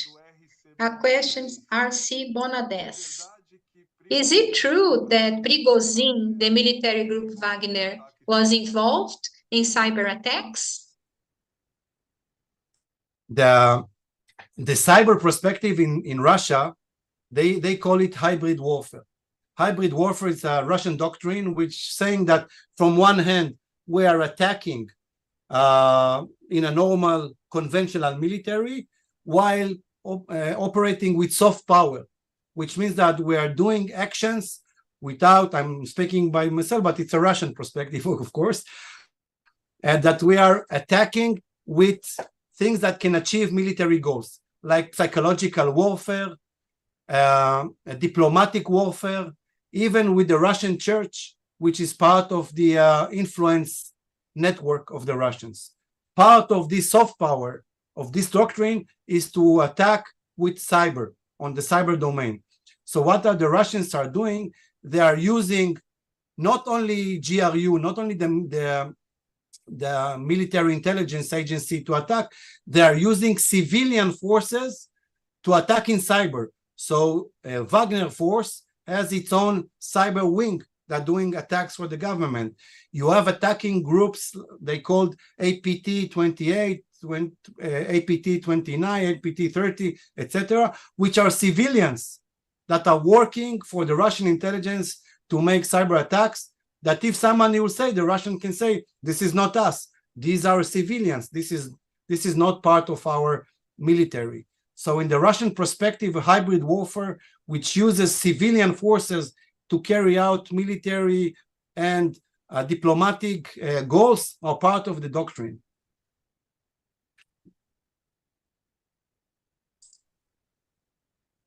Uma outra pergunta. Another question, Diego Sorrentino. I would like to hear what's the best way of protecting the organization in a brief way, and what is the recommended software? The recommended software, you have to read our QR code and download the material, and you know the correct software. And you schedule with an expert. We have the pleasure to arrange a meeting with the Dr. Eyal. What is the best way of protecting the organization? Yeah, I emphasized that in the slides that I was speaking about 3 pillars on defense. If you want really to protect your organization, technology is not enough. Okay, and 3Con has amazing applications to implement, but you need to have it in a very holistic point of view. You need to have layer of technology, as we spoke. We need to have a layer of preparedness, which is procedures and the training for awareness training for the employees, and war games, and controlling and securing the supply chain, and more things like that, just in order to bring a layer of security for what we call the soft part, for the employees, the organization, and all. And last but not least, you need to have the resilience layer, which is, as I said, it's a lawyer that is part of the cybersecurity issues and implementing the regulations and everything else. It's an issue of PR, that if you're under attack, it's a team, what we call it, IR, intermediate response team, a team that can react if you're under an attack. And on top of that, a SOC, and that can monitor your organization 24/7, that can monitor to see what you are doing, to see if there are any breaches from the inside and from the outside. So I spoke about it as a whole, and this is a model, a strategy that you need to implement in order to be a real cybersecurity protected.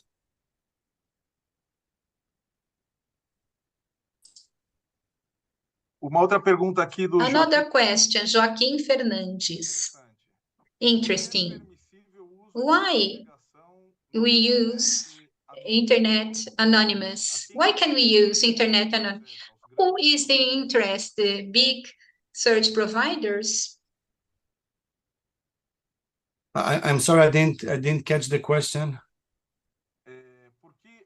Why can we use the use of anonymous internet? Who is behind? Whose interest is behind using anonymous internet? Why is it permitted? Why is not banned using the internet anonymous? First, as we spoke on the darknet, the system, the operational system that we call darknet, was established by intelligence agencies in order to have a secure communication.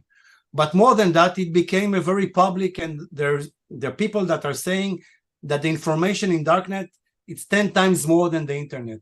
So you have there a lot of information, academical information, not only for crime activities. So there are many people that are very afraid for their security. It's not only for intelligence agency, criminals, terrorists. It's also for people that don't want to be exposed, because once you use application, WhatsApp, Waze, never mind, Google, you are being exposed. Everyone knows what you do.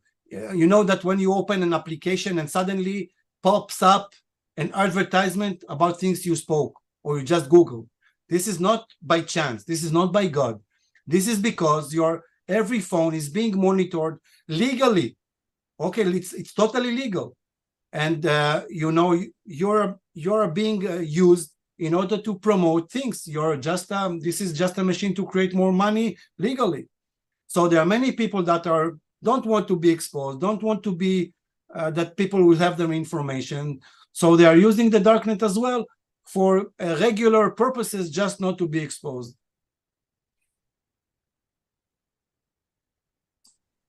Agora uma pergunta do Rodrigo Now, Muniz. Rodrigo has a question. Wagner answered this on the Brazilian side, and Dr. Eyal guide us on the not Israeli, but the global side, because he's an expert at worldwide. Rodrigo is asking, what is the university that you recommend to start working in this area, cybersecurity?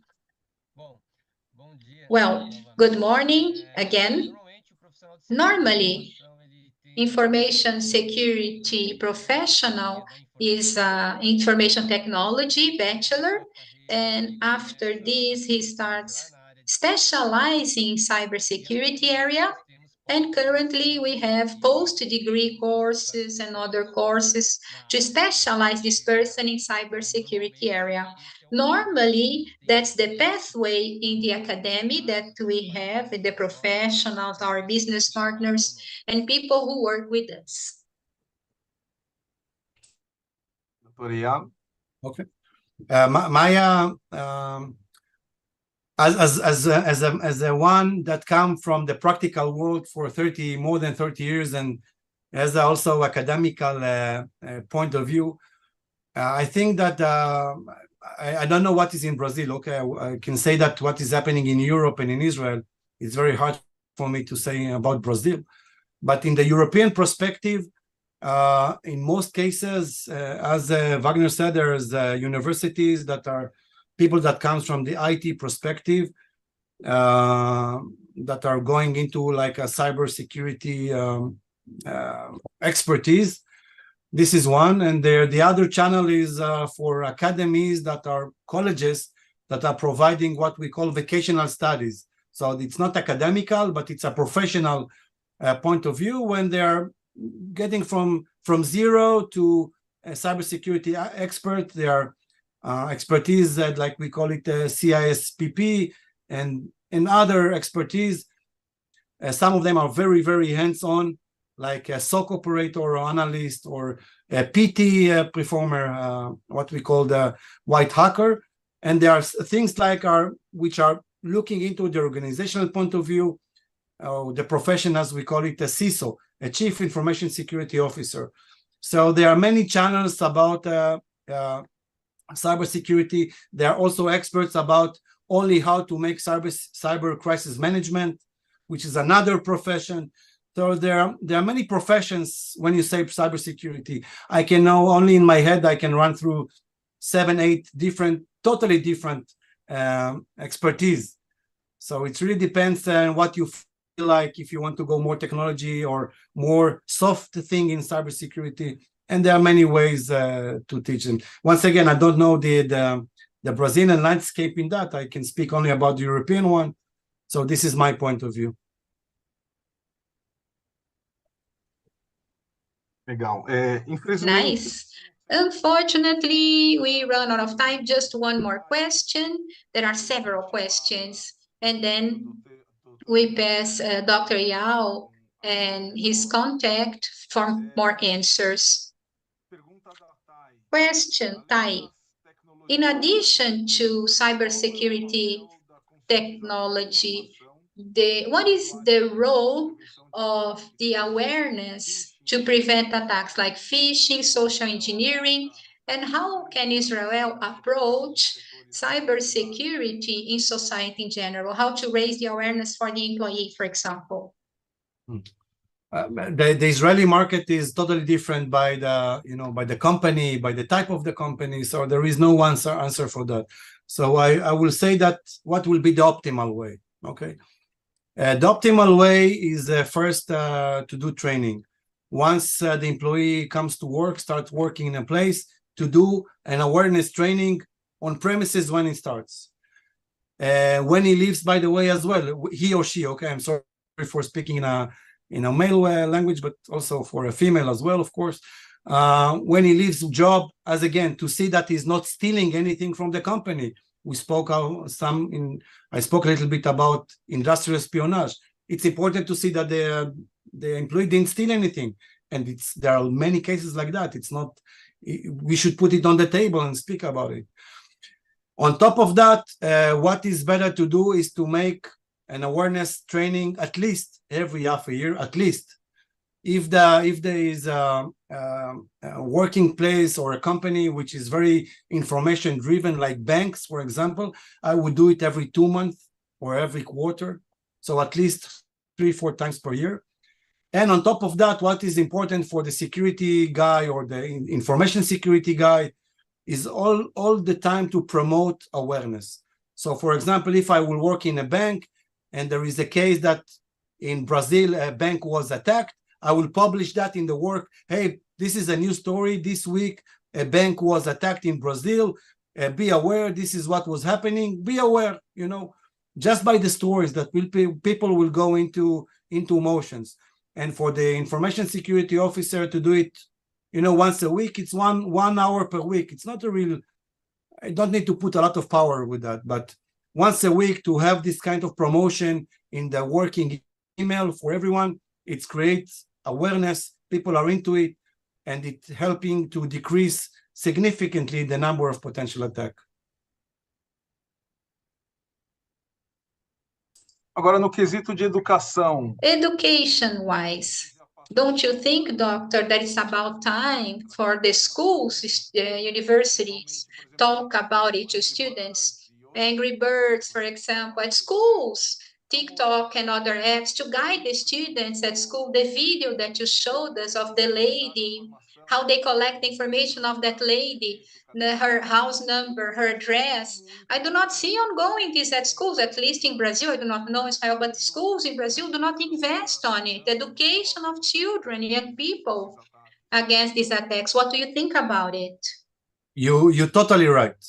When you go to school, you see there are lectures or awareness training about violence, pregnancy, drugs, alcohol. And in most cases, I can say that in Europe, nobody cares. Cyber attacks, and everyone from age of 8 or 9 is using this. And people are, the kids, our kids, are exposed to that totally. It's critical, it's crucial. In Israel, there's a lot of programs like that to educate kids from age of 10 to be aware. Not enough, but it's a really starting point. And you raised here a very, very important and critical point. Absolutely, yes. Legal. Wagner, vou passar a palavra. Wagner, I pass the floor to your final considerations and then Dr. Eyal's final considerations. And we run out of time. We need to close this session, unfortunately. That's true. It's so nice. Great. It was a very rich morning session for us, expanding knowledge and cybersecurity as well. I see security today is a business strategy.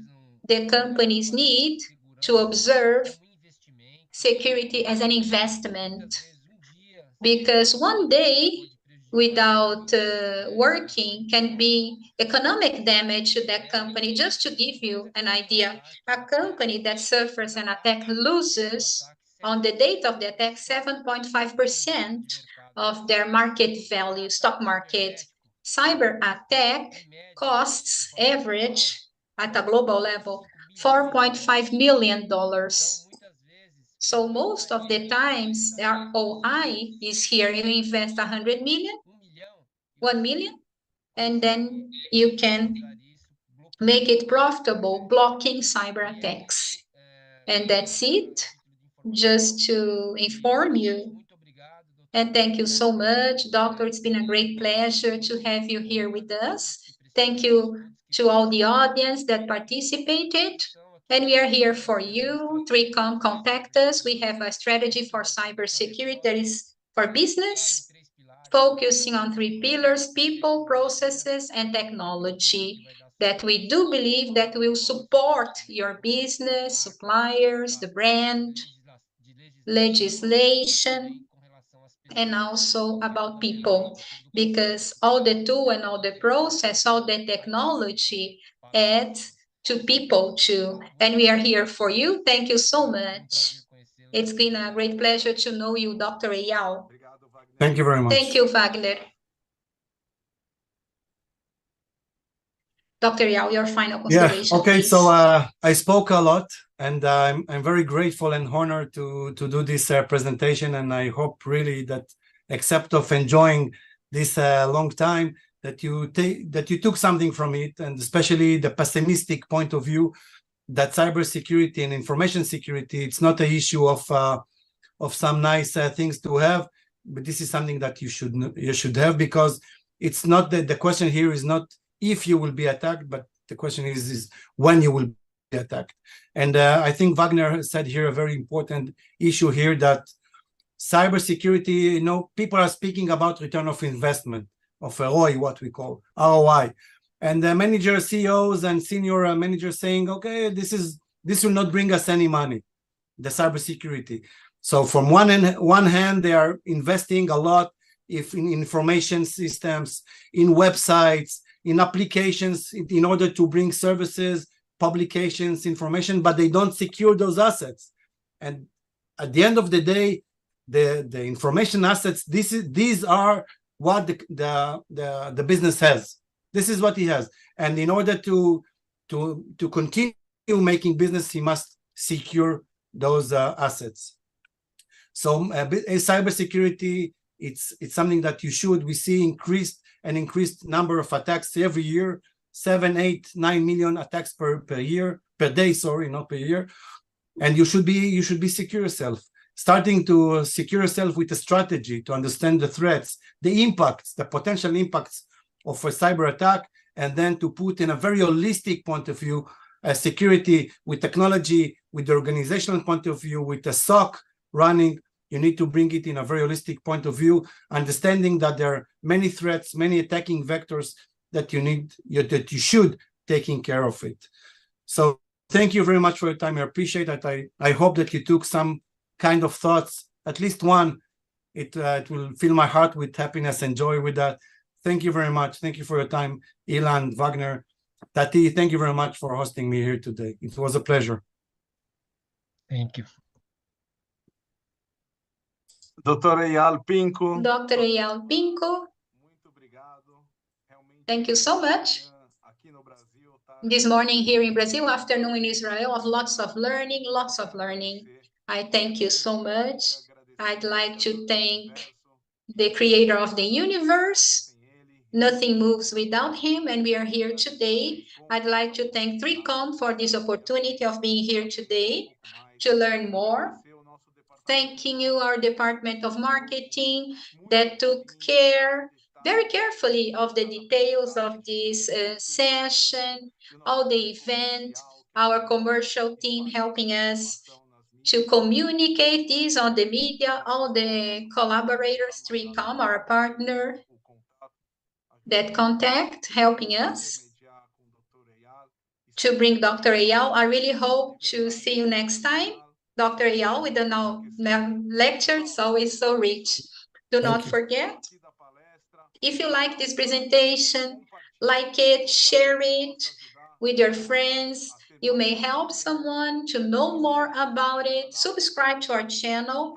Every month we have a Talk Innovation, always bringing something on technology, on the edge for company solutions. Thank you so much. Stay with God. Have a great week. Thank you very much. Thank you.